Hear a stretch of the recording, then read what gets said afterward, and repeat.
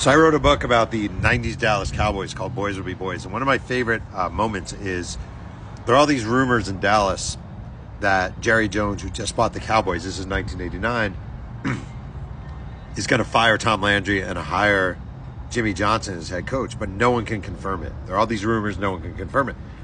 And Dave Smith, the sports editor of the Dallas Morning News, gets word that Jimmy Johnson is in town and he's with Jerry Jones.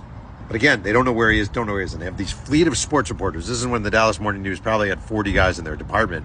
I say guys because there's 99% men. And they basically farm them out to find out what's going on. And they can't figure it out. Well, one of the Dallas Morning News' young reporters is a mainly college football writer named Ivan Mizell, who has gone on to an amazing career, also a lovely guy. And Ivan Mizell is on this watch, but they can't figure out anything. Well, Ivan Mizell and his wife go out to dinner at this Mexican restaurant in Dallas. And they're standing there waiting for a table. And who walks into the restaurant? But Jimmy and Jerry. And Ivan Mizell turns to his wife and goes, "Holy shit, honey, I got to get to work." And he knew Jimmy Johnson from covering college football. He had coached the Miami Hurricanes before coming to the Cowboys. And he walks up to Jimmy Johnson and he taps him on the shoulder.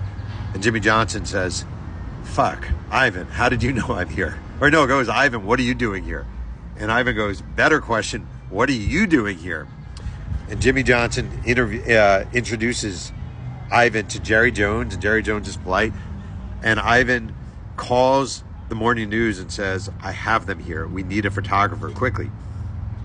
Dallas Morning News has no sports photographers available except a very young intern. I think he was a 19-year-old college student. And they send the 19-year-old college student to this restaurant. I think the restaurant was called Mia's.